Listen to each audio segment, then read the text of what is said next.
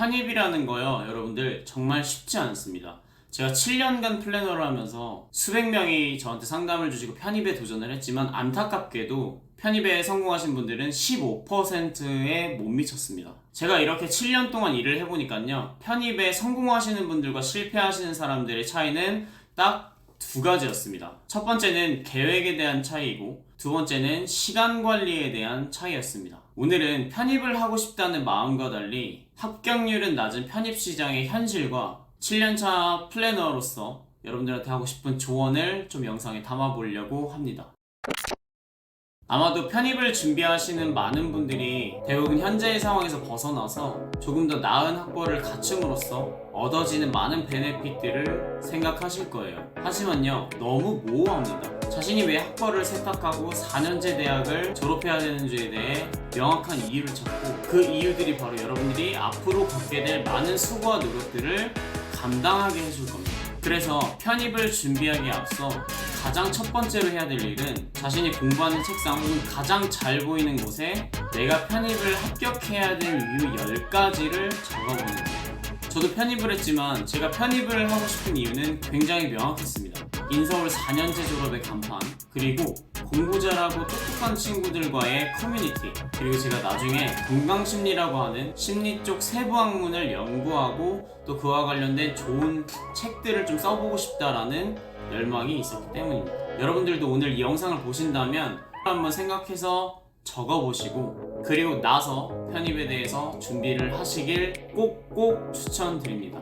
이건 제가 학점 플래너로서 말씀드리는 게 아니라 선배로서 한번 말씀드려보고 싶은 부분들을 말씀드려본 거예요. 왜냐면 다시 한번 말씀드리지만 편입 정말 쉽지 않습니다. 하지만 제가 말씀드린 부분에서 여러분들도 동의를 하셨다면 여러분들은 편입을 하실 수 있는 마인드셋을 갖추신 거라고 저는 생각을 하고요.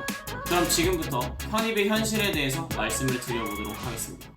이제부터는 여러분들이 어떤 학교에 갈지, 그리고 어떤 학과를 선택할지를 먼저 정하셔야 됩니다. 저와 같이 아마 대부분은 인서울 학교에 수능으로 한 번에 턱 하고 붙을 수 있는 공부 능력이 안 되기 때문에 편입을 결국 선택하시게 되는 거고, 그래서 지금 당장 내가 미래에 뭘 할지 정하셨다면 학과 위주로 선택하시고요. 당장 내가 미래에 뭘 해야 될지 조금 고민이시라면 학교 위주로 보고 선택을 하시는 걸 추천드립니다.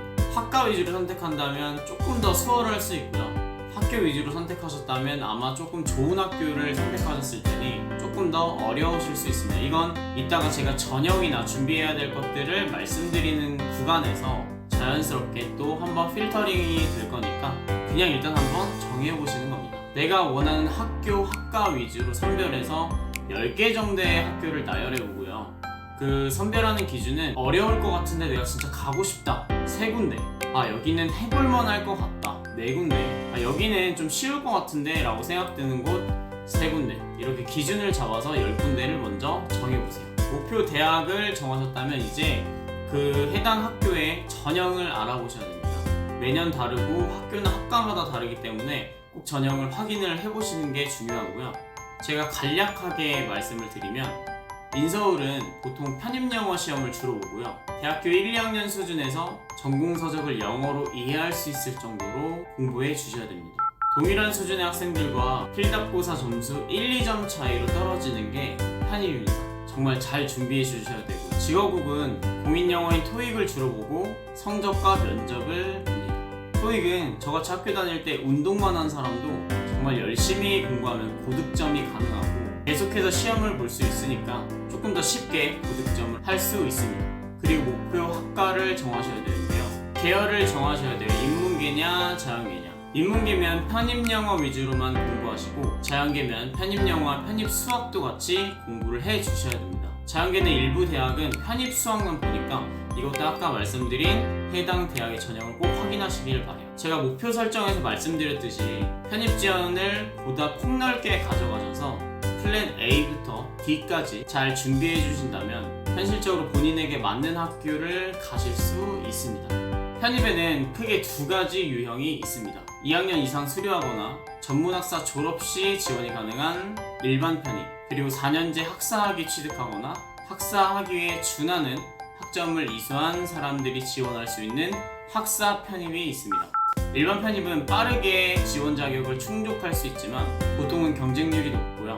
학사 편입은 4년제 학위를 가져야 되기 때문에 시간은 조금 더 걸리겠지만 경쟁률은 조금 더 낮은 편입니다. 여기서 국가제도인 학점은행제를 활용하면 전문대 출신도 고졸도 일반 편입 자격, 학사 편입 자격 모두 만들 수 있습니다. 고유 학점 편입과 같이 해당하는 학교에 편입 전형 학점만 맞춰서 이수를 하시면 됩니다. 많은 분들이 준비하고 계신 학점은행제로 빠르게 편입 준비하는 꿀팁을 알려드릴게요.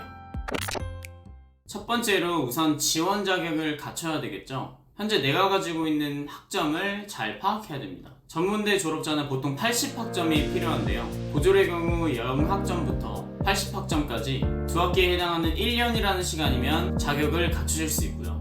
중퇴자의 경우 기존에 있던 학점을 끌고 와서 나머지 학점을 채울 수 있기 때문에 자신의 상황에 따라서 플랜이 달라지고 지원할 수 있는 시기 자체도 달라질 수 있습니다. 지원 자격을 갖추기 위해서 학점을 갖추는 동안 여러분들은 편입에 필요한 편입 시험 등을 계속 준비해 주셔야 됩니다.